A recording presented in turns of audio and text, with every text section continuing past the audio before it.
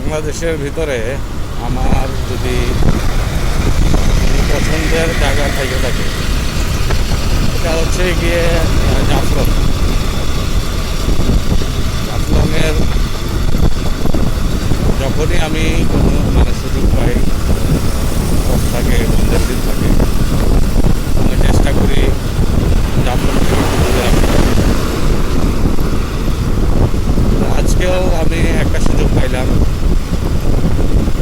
চিন্তা করলাম একটু জাফলং থেকে ঘুরে আসি, সে আবহাওয়াটাও ভালো আছে। এখন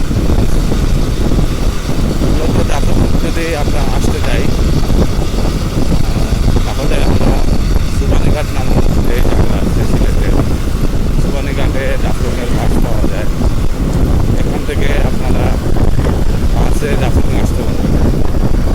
আর তাছাড়া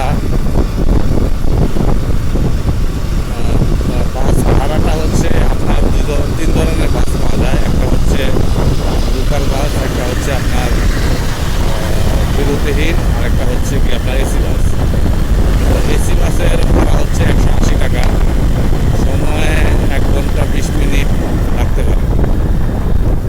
আর বিরতিহীনের যে বাস আছেন, সেই বিরতিহীনের বাস ভাড়া সম্ভবত আমি বিরতিহীনের বাস ভাড়াটা আমি এত ক্লিয়ার না, সম্ভবত 120 থেকে 140 টাকা এরকম হইতে পারে, হ্যাঁ, অথবা 100 টাকা হইতে পারে, আমি এরকমই সিমিলার।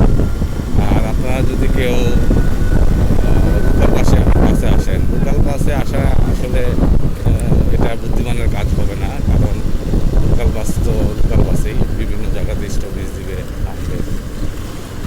তো সেক্ষেত্রে ভাড়াটা 60 থেকে 100 টাকার ভিতরেই থাকতে পারে। আর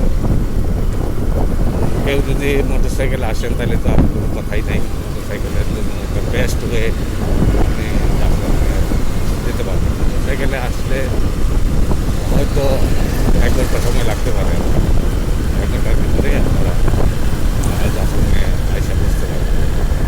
জাফলংয়ে আপনার কয়েকটা জায়গা আছে, কয়েকটা স্পট আছে ঘোরার মতো। আমি হয়তো সম্পূর্ণটা দেখাতে পারবো না। এটা হচ্ছে জিরো পয়েন্ট, আপনার পর্যটন স্পট আছে। তারপরে রানাপিং একটা স্পট আছে। তারপরে জাফলং যাওয়ার আগে আর আরেকটা হচ্ছে গিয়ে এই শাপলা বিল। শাপলা বিলের সৌন্দর্যটা মূলত সকালে আমরা শাপলা বিলের সামনে দিয়ে আমরা মূলত জাফলং যাব। তো এখন আমরা আছি জাফলংয়ের ঠিক কাছাকাছি। হয়তো সর্বোচ্চ আপনার মোটর সাইকেলে গেলে 20 থেকে 30 মিনিট লাগতে পারবে, আমরা জাফলং গিয়ে পৌঁছে যাবো ইনশাল্লাহ। হয়তো আর একটু বেশি, হয়তো 30 মিনিট লাগতে পারে, 30 মিনিট লাগতে পারে। তো আমরা কিছুক্ষণের ভিতরে জাফলং গিয়ে পৌঁছে যাবো। তো এইটা মূলত জৈন্তা উপজেলাতেই আমরা আছি। উপজেলার উপর দিয়ে বর্তমানে জৈন্তা বাজারে আছি।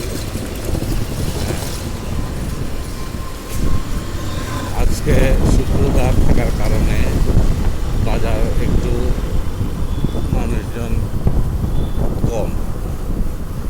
শুক্রবার থাকার কারণে মানুষজন একটু কম, অন্যথায় এই বাজারগুলো খুব ব্যস্ত থাকে, বিজি থাকে।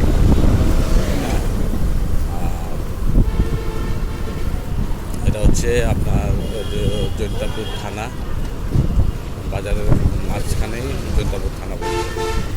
এখন আমরা জৈন্তাপুরের বাজারটা দেখতেছেন। তো যারা মূলত জাফলংয়ে আসার দীর্ঘদিন প্ল্যান করতেছেন, অথবা যারা এখনও আসেননি, আমার ধারণা বাংলাদেশের যারা মোটামুটি প্রাপ্তবয়স্ক, এটা হচ্ছে গিয়ে আপনার জৈন্তাপুর মডেল থানা, যেটা আমরা মডেল থানা ক্রস করতেছি। তো আমার ধারণা বাংলাদেশের প্রাপ্তবয়স্ক এমন কোনো মানুষ নাই যারা কিনা জাফলংয়ে আসেন না, জাফলং ঘুরেন। তো জাফলং সম্পর্কে আপনাদের আর এখানে নতুন করে বলার অবকাশ নেই।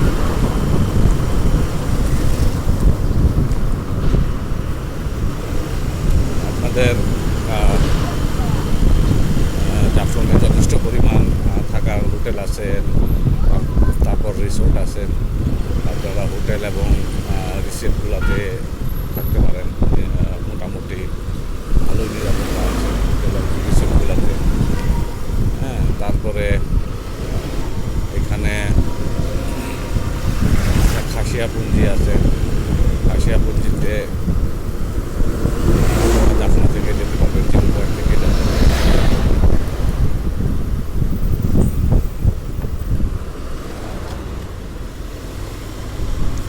তো যারা আপনার শাপলা বিলে যাওয়ার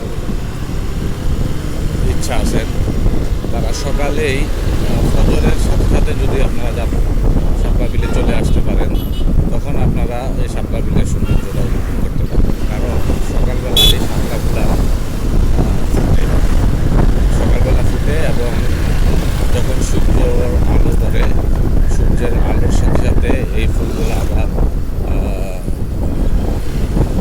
তখন ফুটন্ত অবস্থায় থাকে না, আবার বিকালের দিকে কিছুটা থাকে ফুটন্ত অবস্থা।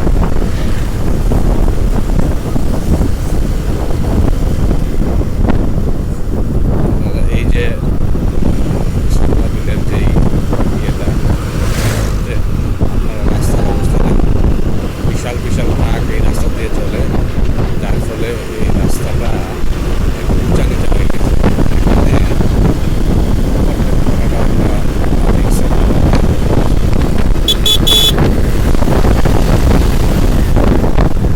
এটা এই যে এখানে স্বাগতম লেখা, যে এটা হচ্ছে আপনার লাল শাপলা বিল।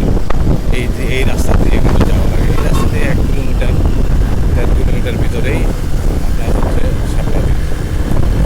তো আমরা আজকে মূলত শাপলা বিলে না, আমরা যাবো জিরো পয়েন্টে একটু যাবো, জিরো পয়েন্টে একটু ঘোরাঘুরি করবো।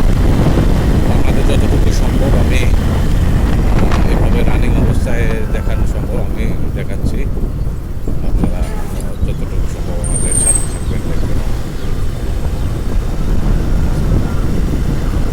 বাংলাদেশের